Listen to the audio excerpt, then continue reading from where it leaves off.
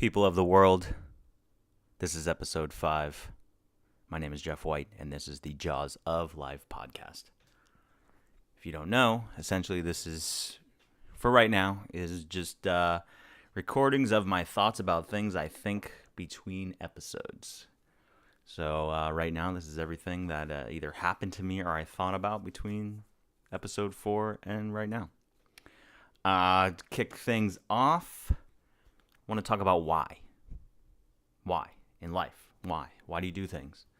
Do you have a purpose? The why. There is a quote I saw recently, or I heard recently, on a Jocko Willink podcast from Viktor Frankl, he was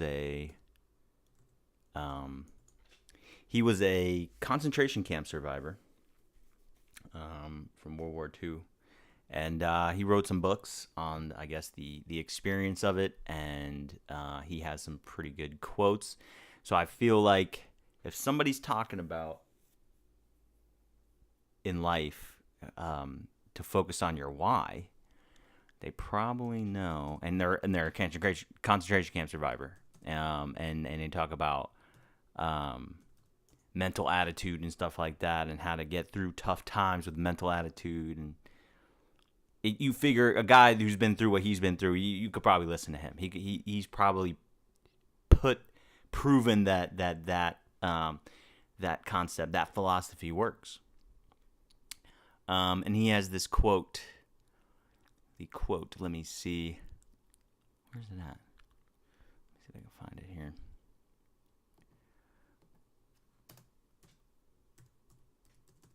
Sorry about that. I should have been more prepared, but here we go. Those who have a why to live can bear with almost any how. And essentially, being pretty much what he's saying is if you have a reason to do things, if you have your why, then no matter what comes up in as a roadblock in your way, you will be able to get through because you have a why. But you got to have a why. And common thing I think I find with people that I meet is that they don't have a why. They're kind of wondering what it is to do. And I guess you don't need a why. I mean, everybody can live a different life, and you don't need a why. I mean, and Hunter S. Thompson actually has he wrote a letter believe it or not, when he was 23 years old. And he explains that there's people that are swimming and there's people that are floating. That's life. But you've got to be okay with, and you've got to decide that you're doing one or the other for it to work. So you can't be a swimmer, but you're floating, and then, you don't know what you're doing, and you're not doing it. You don't own it. You don't take ownership for it. You've got to, if you're a floater, you got to understand you're a floater, and that's what you're going to do. And I think if you are a floater, I mean, then I guess the whole why, that you got to have a why in order to bear with any how. I mean, I guess that doesn't really apply to you because you're a floater and you're just going to go with the flow, and that's cool. That's cool. That's the way. But you got to choose that. You have to choose to live your life, whatever way. So I think, you know what? If you're listening to this, figure out first whether you're a swimmer, if you're swimming in life, or you're floating in life. If you're swimming, get a why. You have to know that's step number 1. You have to get your why, so that you can bear with any how. So go get your why. If you're a swimmer, I feel like I'm a swimmer, so I need a why, and I have a why, and it helps, and I feel content with that. And yes, I do feel like sometimes I could be farther along, or I feel like I could be doing more, or whatever. But I think that's part of the struggle. But I know I have a why. I know there's a reason why I'm doing it. And at the end of the day, sometimes I sit there and I will ask myself, especially on specific projects, like, why are we doing this? Why are we doing this? And I'm building, for example, I'm building a truck right now, and I'm asking myself, why am I building this truck? Because it gets pretty frustrating at certain times. And I tell myself, I'm building this truck to go do something competitive, to build something, to do something competitive with it. So why I'm building it is essentially to go do Pikes Peak. So I'm building this truck to go do Pikes Peak. And everything along the way, that's all part of the journey. And you're going to go do it. You're going to build Pike Peak. Because, there's people out there who can go buy a vehicle to do Pikes Peak, or you can go rent a vehicle to do Pikes Peak, and you could dump money into something and go do that thing, and that's all great if you have the ability to do that. I don't have the ability to do that, so I've got to use my other skill sets. My other skill sets are building things, and I can fabricate things and do stuff like that. But eventually, to go searching after what I really love to do, and that's drive, and then drive competitively. Well, in order for me to do that, I'm probably gonna have to build something, because I didn't generate a huge fortune in something else to then go, I'm gonna go do this racing thing. No, I tried, but that's just, I think I'm just too into the racing part of it to really do the other things, or to even come up with anything. I mean, I gave it a shot, but it didn't work out like that for me. But what does work out is when I just solely focus on, like, okay, I'm just driving, and then I'll let everything else figure out what's going to happen. That seems to work for me. So that's the way I do it. And I'll develop, my own fortune, if you can call it a fortune, or whatever. I think I'm going to have my biggest successes while driving, not while doing something else, and then that will lead me to go driving. I think racing will be where my biggest successes are in the future here, in my career of anything. So anyway, on to the next topic. Dealer experiences. And this comes, I have constant experiences with dealers, car dealers, automotive dealers, and not drug dealers. So I have to deal with them on a regular basis. And then, so recently I had gone to a couple of dealers to check out some cars, because really it's the most accessible way to check out a vehicle that you want to check out, is just go by the dealer. But the problem with that is they don't allow you to explore at a dealer. They assume that as soon as you step foot on that dealer lot that you are ready to buy. You're ready to buy that car. They don't even consider the fact that you just want to look. They don't care. So I went to a Volkswagen dealer, because I have a Focus ST and I wanted to drive a GTI. I wanted to see, like, well, maybe that could be my next vehicle. If it's better, well, then that would be something to replace the ST with. So I go there. As soon as I'm driving on the lot, you see the salesman he almost got hit by me, because he's right there ready for you to get out of the car. And I think that's just not the right way to do it. That's not how you do it. So anyway, yeah, he was a young kid, so he was a nice kid, and you could tell, like, this is what he's trying to do. But that's not how you do it. They need to develop a different approach. I think, and then so that's the sales experience part of it. But recently, I needed to get new tires.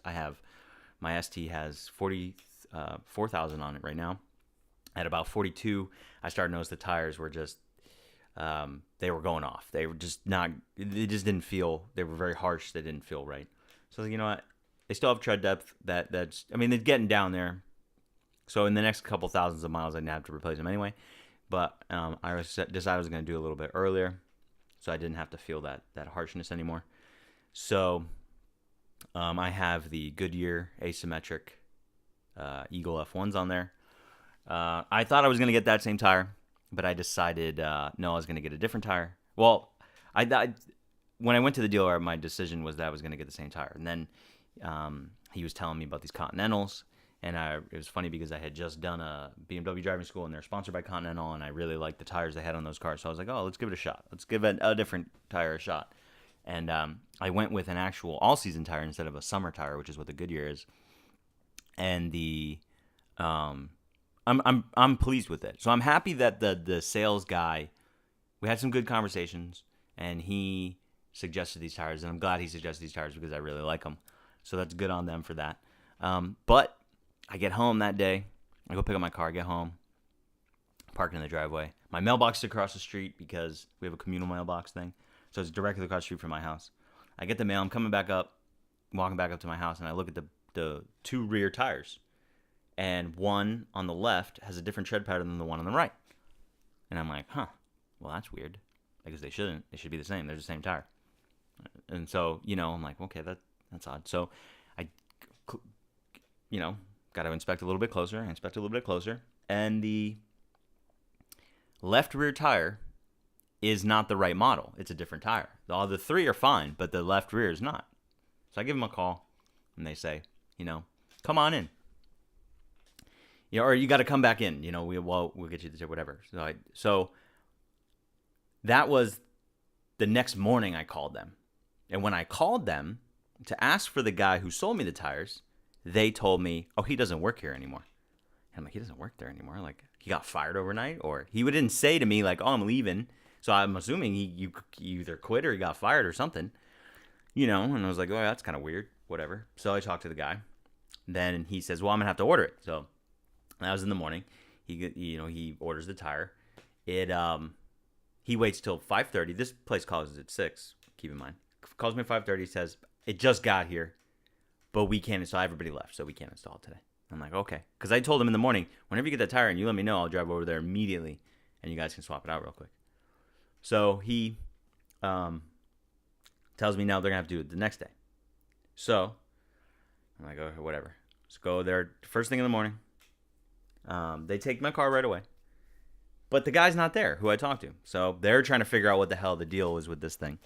They eventually figure it out. But they seem very flustered at this place. The management, I think, is lacking. So they fix it. They make it right, whatever. But I get home, and I'm looking at the wheels, and I'm like, they left, when you put the tire on the wheel, before you put it on with the machine, you will put this, like, slimy, soapy solution on the bead of the tire so it slips over the wheel. And they just left it all to dry on my wheel. They didn't even wipe off the excess and clean it up. They just left it. So it created like a black kind of a gooiness. So I'm wiping off the wheels, I'm taking a rag and some cleaner, and I'm cleaning off the wheels, because I don't want it sitting on my wheels. And because it doesn't look good, plus I don't want it to somehow damage the wheel. So I'm cleaning it off, and I get to the right rear, and there's a gouge. My rag gets caught by something, and there's a gouge in my wheel.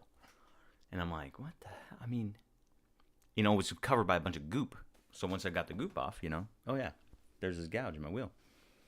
And I'm like, geez, not only did they, install one of the rear tires on a different wheel, but and you got to really, like, if you're using a Gyro Changer, which is what most tire companies use now, and where it rotates the wheel, and then the machine pushes. It's got all these nylon like covers on everything that is going to touch the wheel, so that you don't do that. It's so if you gouge the wheel, that means one, you're not doing it correctly, like, because that's the whole point of the machine, of the Gyro Changer, or what we called it when I worked at Discount Tire, was the Gyro Changer.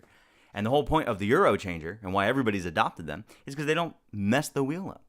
And this guy just obviously doesn't know what he's doing. So you tend to wonder, like, you didn't put, which the tire probably wasn't their fault, because they probably bought the set of tires from another place, and then they brought them, and then whoever pulled the tires, but the guy installing them didn't notice. And then in installing them, doesn't install them correctly. So you almost wonder, like, are they balanced correctly? Did you torque the lug nuts? And I even went over all the torque on all the lug nuts and double checked to make sure they were all good. But dealer experience, when you're purchasing the second most expensive thing you're ever going to buy outside of a house. I mean, granted, if you buy a plane, that's probably second. We'll just say, for the average person, it's the second most expensive thing you're ever going to buy is a car, especially if you buy a new one. And when you buy a new one, I don't care if you bought the Focus ST, which is you can get for $25,000, or you buy a Porsche Turbo that you buy for $140,000, or I think they're like two something. They're expensive. Either way, I'm just trying to give the spectrum there. You should be treated like you bought something special. That should be just across the board. I mean, you're buying a car, because cars are expensive. It's not like buying you buy an Apple phone, which is what I think you can buy one cash for like $700 or $800 an iPhone. And when you go to the Apple Store, you get treated all right. You go to any retail place, they treat you pretty good. They don't treat you like you get treated when you go to a car deal. What do every car deal? And I go to Chevy dealerships, I go to Kia dealerships, I go to Ford dealerships, I go to all these different dealerships.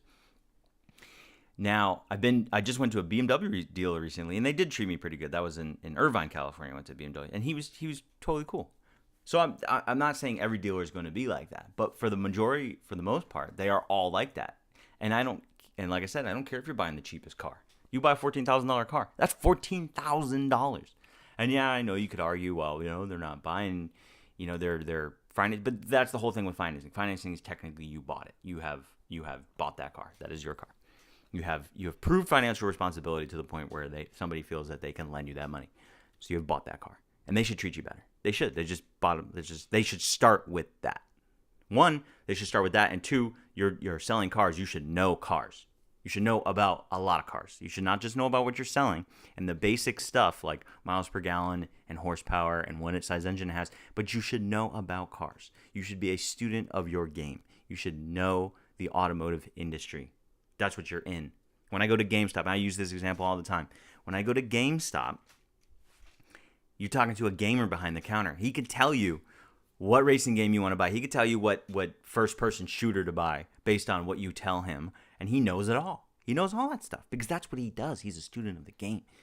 So the automotive industry needs to take a page out of the book of the gaming industry, and you got to know your shit.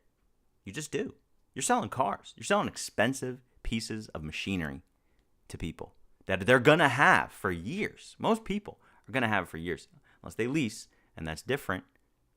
But it's still, you should treat people way better than you get treated at any other retail place you ever go. That's how it should be. And that's not even, I don't even think that is an opinion. That's just should be the standard. So, yeah. So, hey, if you're a car salesman out there, or you're a dealership owner, or you work at a dealership, or you're a manager, or you're a finance, whatever, know your product and know how to deal with somebody at a basic level of understanding of customer service. And then you don't be a salesman. I know it sounds counterintuitive, but because you are a salesman or you have salesmen, but they can't be salesmen. They have to be car people. That's it. That's it. And that's the end of it. Now, let's move on to the Canadian Grand Prix was a couple weekends ago. This weekend we got coming up. We got back. I tried to actually record this podcast one time before, but I called it. I messed up, so I had to re-record it. So this is the re-recording of that. Now, so the Canadian GP was a couple weekends ago. When I first recorded it was that weekend. But so we had qualifying. Lewis Hamilton he got his 65th pole, and that ties Ayrton Senna's record for that. And that's important, because outright speed is impressive. If you have 65 poles within however short of period of time or whatever period of time, that's impressive, and you're second on the list of poles because that means you can consistently put together laps. You know how to compile a good lap. You know how to, especially when you see somebody do it at a track so often, like Lewis Hamilton at Canada or Ayrton at Monaco or even Imola. He was actually very highly successful at the track he died at Imola. And when people are that successful at that means that they are consistently fast. They can put it all together. And that's why it's so impressive. Because wins, there's luck involved with wins, but with qualifying, there is no luck. I mean, sure, there's luck. There's luck involved with everything. But it's the least amount where luck is involved. The car is set up correctly, which means you talk to the engineers correctly about the track and the current conditions with the tires, and you got them to set the car up to your likings to where it's balanced, and you can make adjustments to the car. You can make corrections, and those corrections, the car's doing what you want it to do. It's not driving you. You're driving the car. And you're putting it all together, and you come pole, and you're the fastest on that weekend. That's what that means. So 65 times in his career, he has been the fastest. And qualifying times are usually faster than race times. Why? Because they turn the cars up. They set the cars up to go outright speed. Race pace is different than qualifying pace. You need a different. You can be hard on the tires in qualifying. You don't want to be hard on the tires in the race, but you can be hard on the tires so you can put a little bit more into them. And you can set the car up for a moment of time, where in the race you're setting it up for a bunch of moments of time. So it's much more of a broad thing in race. So that's why it's so impressive, because that's on him. I mean, yes, obviously on the team also, but on him because that's just outright pace. So very impressive that he got 65 poles and tied that, and they gave him a helmet, Ayrton's helmet, which apparently was a replica, but they're going to give him the real one later. Which that is, man. Can you imagine having that in your house, in your office, or in your living room, wherever? Just Ayrton Senna's helmet. Because for a racer, that's the helmet is like their it's their jersey pretty much. Like I think Lewis Hamilton actually said that. This is like the jersey. You don't trade jerseys in racing, you trade helmets. So that's cool. Let's see. Recently, let's see. Project-wise, I guess what I'm going to next is the CBR I'm working on. Been rebuilding the fork, so I took them all, disassembled them, and to get the forks completely apart, you got to take this bolt out of the bottom of the fork that holds the damper assembly into the bottom. Pretty much, the damper assembly holds the tube into the lower leg. So that's holds it all together. Is that this one bolt that's in the bottom? Well, mine they were just not wanting to come out. And there's thread compound on them, and in the manual they said they might be difficult to get out. So it just wasn't happening. It kept stripping and they're Allen, hex. So it just kept stripping out. So I had to drill them out, and I figured, you know what? I did one, and I did it successfully, and I was like, I'm gonna do a video on the other one. So I did a video. You can check it out. It's on my YouTube channel of my process for that application, for that specific scenario, and it can be daunting. Like I said, it can be a very daunting thing, especially if you've never done it before, because you don't know what you're getting yourself into. You don't know how difficult it's gonna be. You know how quick it's gonna be. But watch the video. And if that helps you out, that's awesome, because that's what it's supposed to do. But yeah, just had to drill them out. Then finally got them apart and had to clean them up, and so now I'm in the process of probably going to be putting them back together here in the next couple of days, so I can get them back on the bike and move on to the next thing. Probably purchase some tires after that and a chain, and then should be ready to go. Some other cleaning, of course, but the bike runs and everything, so we're moving along on that one. Also, my truck, I got a bunch more parts back from the powder coater. Got another run of parts right now currently at the powder coater. And then after I get those back, it will be focusing on the frame and painting the frame in the rear end and getting that all. Because my whole goal with that is to get it back together, to build the frame up and make it a rolling chassis. I think that's going to be a good step. And then got to put the body back on it, the cab back on it, and then fit the floor.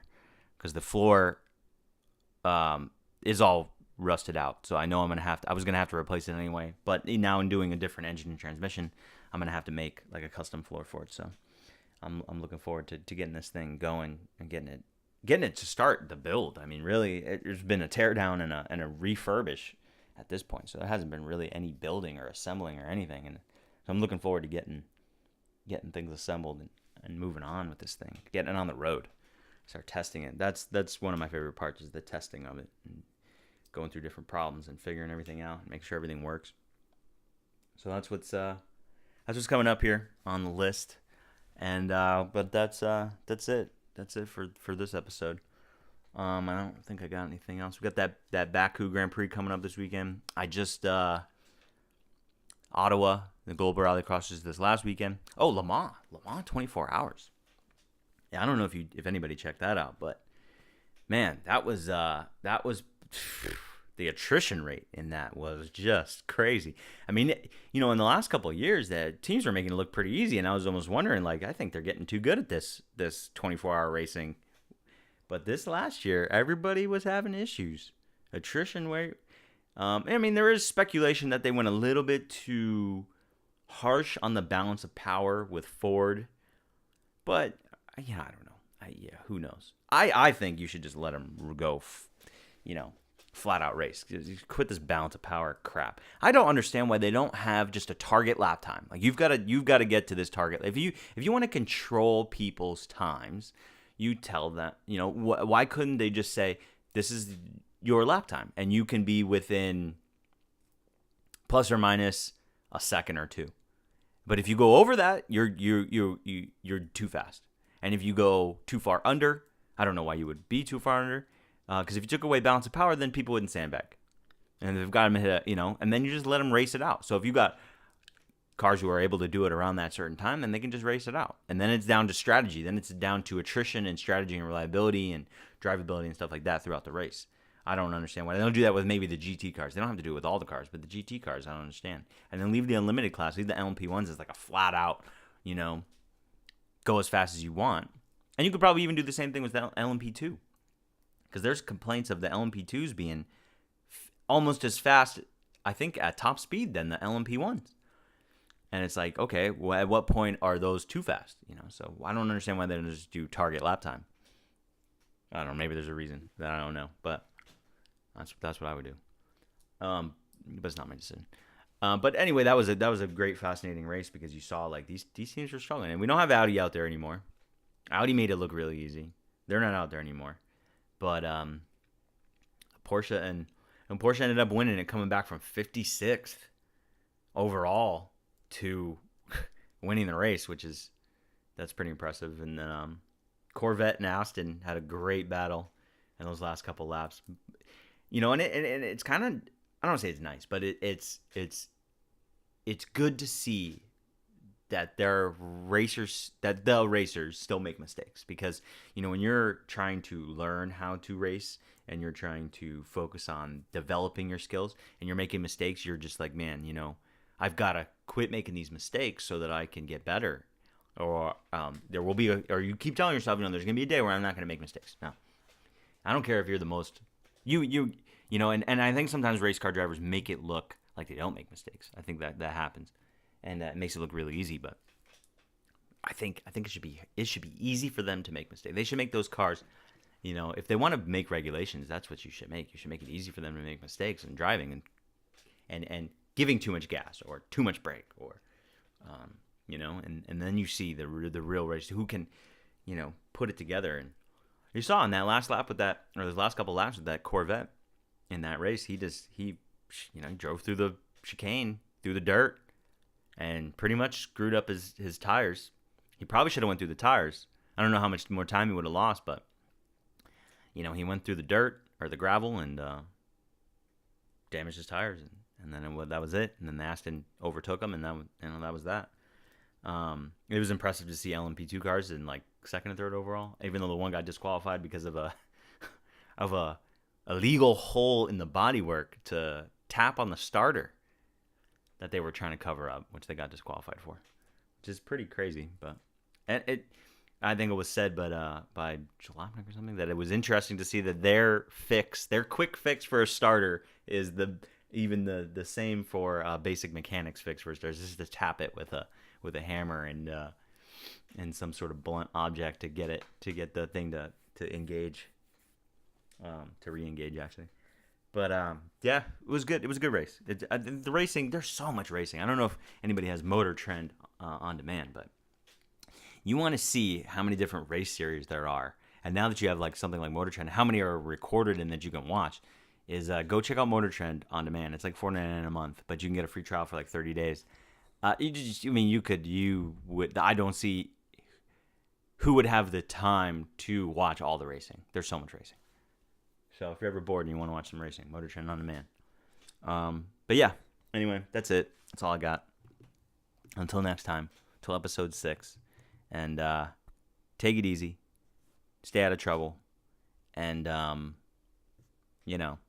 don't break down. And if you do break down, know how to fix it.